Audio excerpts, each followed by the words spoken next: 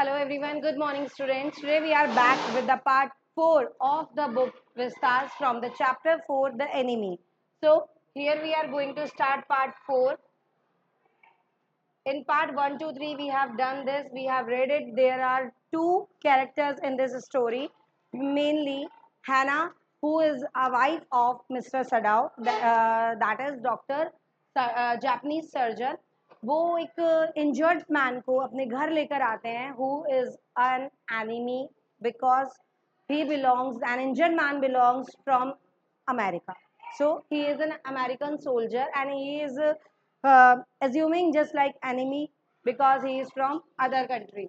So here we are going to continue this chapter with part 4. Meaning of guts. Here guts meaning an informal word for bravery and determination. Profound means very great or intense. Pulse means heartbeat. Feeble means weak.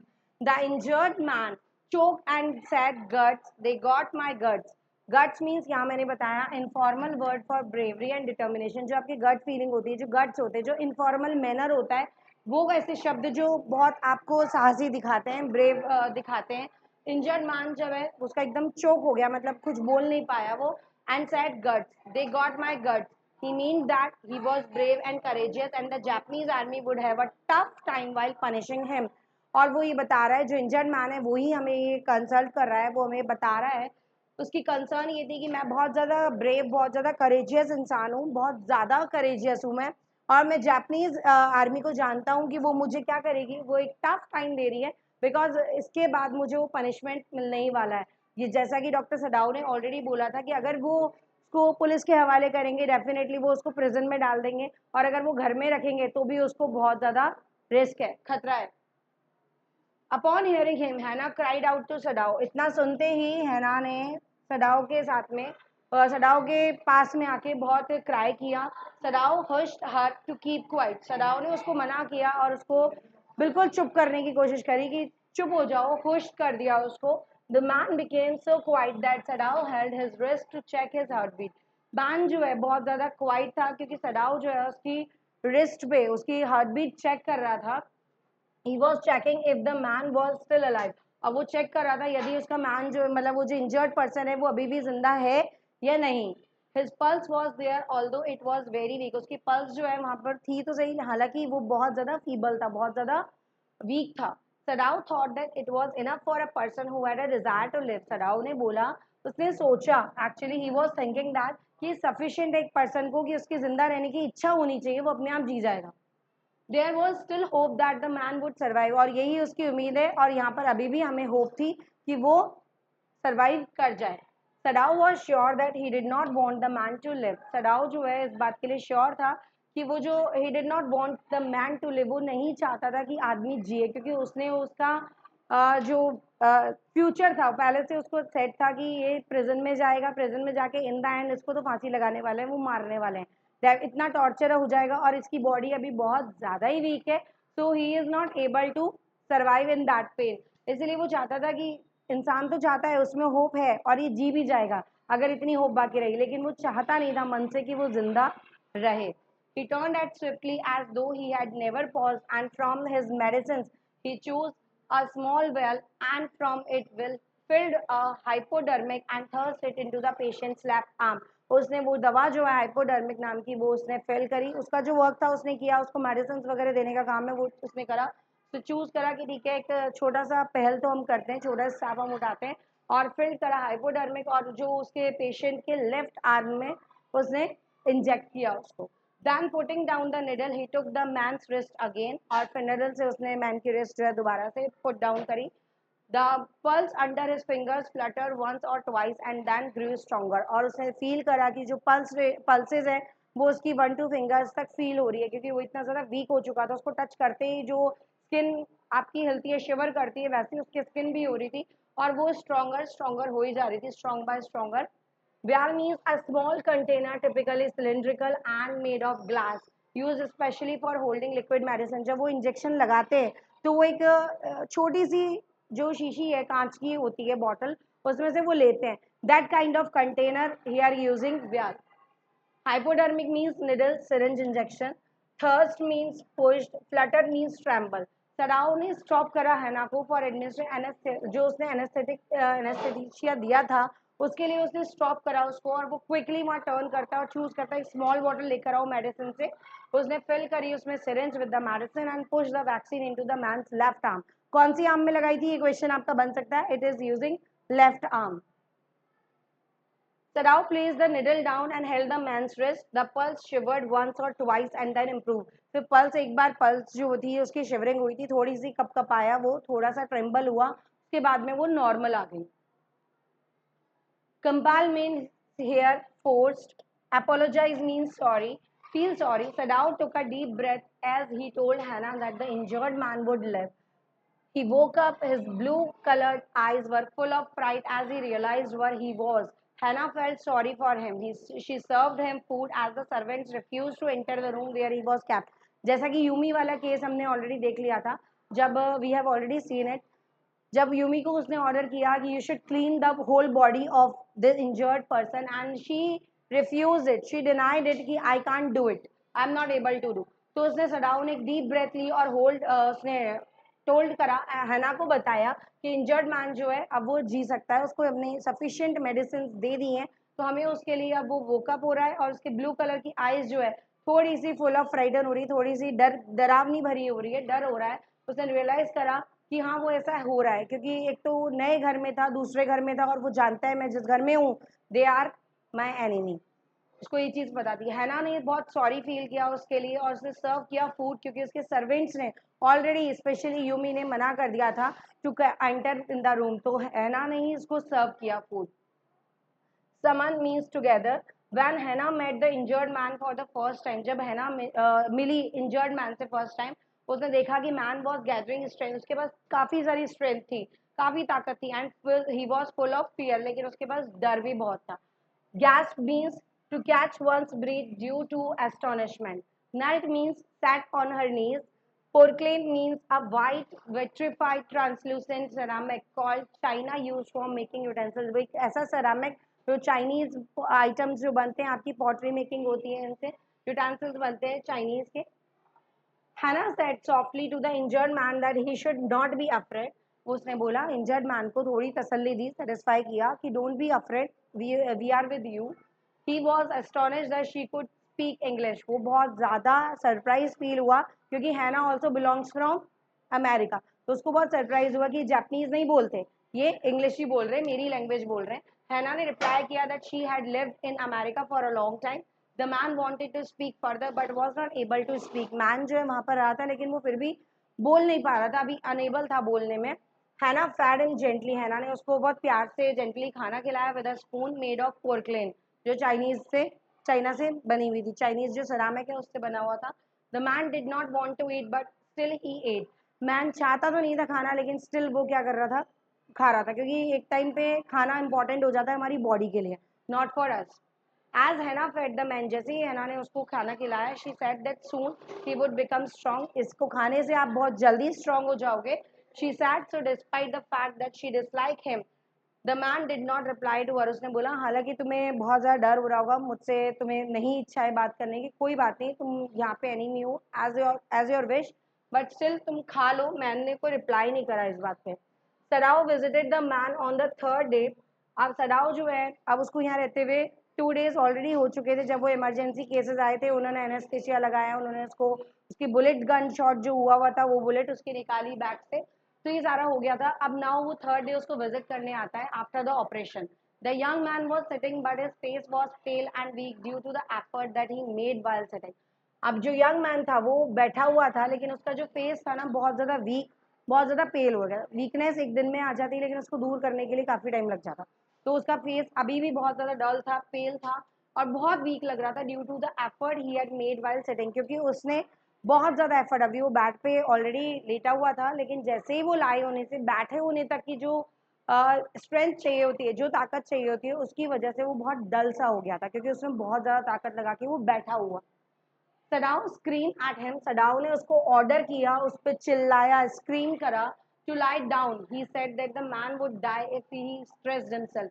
उसने बोला यदि तुम अपने आप को परेशान करोगे, stressful रहोगे, तो तुम जल्दी मर जाओगे, ये तुम्हारे लिए सही नहीं है। सडाउ फोर्स हिम डाउन, सडाउ ने उसको फोर्स किया, उसके वुंड को, उसके घाव को इंस्पेक्ट किया that he had operated upon. He scolded the man that he could die if he tried to exert himself. उसने बहुत तेज चिल्लाया, बहुत स्कोल्ड किया उसको कि अगर तुम इतना परेशान करोगे अपने आप को, अपनी बॉडी को, तो डेफिनेटली यू विल डाई सून. इसलिए do not be stress free, do not be stressful. The boy asked सडाउ that what would he do with him now. Boy ने उससे पूछा भी, ठीक है मैं बैठ नहीं रहा, लेकिन मैं करूं क्या फिर? I'm getting bored ना, I'm not feeling well. It seemed that the boy was hardly 17 years old. और उसका इतना कहते ही वो समझ आ गया कि वो इतना mature नहीं था.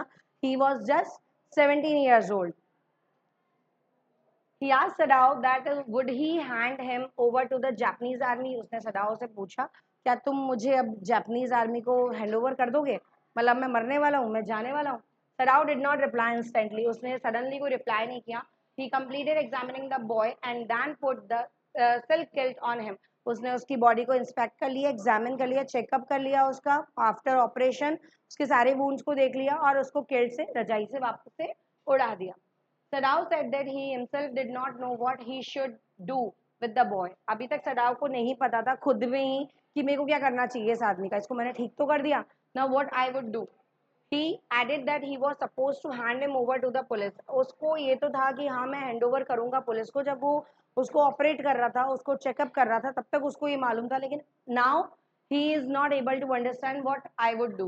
He also disclosed that he knew that the boy was a prisoner of war. और उसने ये भी डिस्क्लोज कर दिया था कि वो, ये डिस्क्लोज हो चुका था कि वो जानता था कि ये वॉर में ही प्रिजनर है, वहां से भागा हुआ इंसान है, तो कैदी तो है ही कहीं ना कहीं, लाइबल तो है ही पनिशमेंट के. As Sadao saw that the boy was about to speak, he raised his hand to indicate him not to do so. जैसे ही सडाओ जो है देखता है उस लड़के को, उस बॉय को, कि वो हाँ अब बोलने पे आ गया, अब वो ऐसी स्टेज पे है कि वो कुछ बोलेगा, उसने अपना हैंड रेज करा इंडिकेट करते हुए कि ऐसा कुछ मत करो, नो नीड टू स्पीक, बोलने की जरूरत नहीं है. सडाओ ने उससे पूछा not to speak and not to tell his name also unless he ask him to do so. मैं बोलूंगा नहीं, कुछ नहीं करूंगा, जब तक तुम मुझसे नहीं बोलोगे तब तक मैं कुछ नहीं बोलूंगा, कुछ नहीं कहूंगा. अब बॉय ने ऐसा कह दिया. Sarao and the boy exchanged glances and then the boy closed his eyes and turned his face towards the wall. अब सडाओ और जो बॉय है वो एक्सचेंज करते हैं अपनी सीट, अपना जो जेस्चर है वो सब. और फिर बॉय जो अपनी आईज को क्लोज कर लेता है और उसके फेस जो है वॉल पर टर्न करके देखने लग जाता है उस वॉल को. He said okay in a low voice. उसने बोला ओके. उसका दिमाग ऐसा हो गया. As he felt bitter by Sadao's word, क्योंकि उसको बिल्कुल अच्छे नहीं लगे सडाओ के जो वर्ड्स थे. Now next, outside the door हैना वाज वेटिंग फॉर सडाओ. अब डोर के बाहर हैना जो है वहां खड़े खड़े वेट कर रही थी सडाओ का. He saw that she was in some sort of a trouble. उसको लगा कि ये कुछ ज्यादा परेशानी में, क्योंकि अंदर जो जिद बहस हुई थी उसको सुनाई दे चुकी थी already. Hana said to Sadao that Yumi told her that the servants would not stay with them if the American man will live there. Hana को जो प्रॉब्लम पहले आई थी वही उसने वापस से रिपीट करी इन फ्रंट ऑफ सडाओ कि सारे सर्वेंट्स जो है मना कर रहे हैं, they are refusing to live with us because यहाँ पर अमेरिकन सोल्जर, अमेरिकन प्रिजनर यहाँ रह रहा है, तो वॉर में जो आया है, जो हमारा एनिमी है, तो उनके साथ हम नहीं रह पाएंगे, ऐसा उसने बता दिया. She also said that Sadao and Hana had been in America for such a long time that they had forgotten their countries priority. और उन्होंने ये भी कहा कि हम कंट्री की प्रायोरिटी को ऐसे नहीं कर सकते, क्योंकि हम भी काफी टाइम तक अमेरिका में रह चुके हैं. Next is Yumi and the servants thought that Hana and Sadao like the Americans. Yumi और जो उसके सर्वेंट्स ऐसे सोच रहे थे हैना और सडाओ जो है अमेरिकन्स को पसंद करते हैं डेफिनेटली. सडाओ ने रिएक्ट करा बहुत हार्शली, बहुत रफ मैनर में, और ये कहते हुए that this was not true, ये सच नहीं है. He said that Americans were their enemies. उनका मानना है कि अमेरिकन्स कौन है, हमारे सिर्फ और सिर्फ एनिमीज हैं. He had been trained in such a way that he could not let a man die and would help to save him in whichever way he could. जिस भी तरीके से वो कर सकते हैं वो उसको रहने दो, उसको छोड़ दो, leave it, let him live a life. That was what Sadao had done. और ऐसा ही सडाओ ने क्या करा, उसने अपनी ड्यूटी निभाई, इसलिए वो ड्यूटीफुल मैन बन गया, एक अच्छा डॉक्टर, एक अच्छा सर्जन बन गया. लेकिन अब जो होना है उसके साथ कुछ उस बॉय की भी डेस्टिनी है, तो let it be. Hannah said that the servants could not understand Sadao's predicament. Sadao agree with this. Sadao ने उस बात पे एग्री किया और हैना का मानना है कि सर्वेंट्स जो हैं अभी उनकी बात को नहीं समझ पा रहे, उनका फोरकास्टिंग नहीं हो पा रहा, उनकी प्रिडिक्शंस गलत जा रही हैं. Both of them had nothing more to say, और दोनों के पास कुछ भी नहीं था ज़्यादा कहने को. The codes of the house continued, but the servants were vigilant. They were polite but unfriendly towards their masters. वो पोलाइट थे, नॉर्मल वर्क कर रहे थे, लेकिन वो अपने मास्टर्स के प्रति जो है अच्छा बिहेव नहीं कर रहे थे, क्योंकि उनके मास्टर्स ने, मतलब जो है ना और सडाओ है, उन्होंने डिसीजन गलत ले लिया और वो उनके अगेंस्ट में थे. सर्वेंट्स ने कुछ कहा नहीं, वो उन्होंने ये मना कर दिया कि अमेरिकन के रूम में हम नहीं जाएंगे, हम आपका काम करेंगे, नॉर्मल बिहेव करेंगे, लेकिन वो उनसे हार्शली बिहेव कर रहे थे, वो मास्टर से बात नहीं कर रहे थे. Moss means a very small soft green plant. Pine needles means very thin sharp leaves that grow on pine trees. Mud means spoiled. One morning the old gardener said that it was obvious what their master should have done. एक बार morning में जब old gardener है उसने कहा कि ये बहुत ज़्यादा ऑब्वियस सी बात है, जो मास्टर यहाँ पे जो कर रहा है एक आदमी, वो नेचुरल सी बात है, उसको ऐसा ही करना था, ऐसा होना ही था उसके साथ. The old gardener had worked with flowers all his life and specialized in moss. अब वो जो कह रहा है कि यहाँ पे जो सॉफ्ट ग्रीन प्लांट है ना, इसकी केयर तो ज़्यादा करनी है, लेकिन ये मॉडर्नर जो गार्डनर है, ओल्ड गार्डनर, ये वही कर रहा है जो इसका वर्क है, जो ही करना चाहता है, ये इसी में स्पेशलाइज्ड है. He had been employed by Sadao's father. उसको किसने एम्प्लॉय किया था?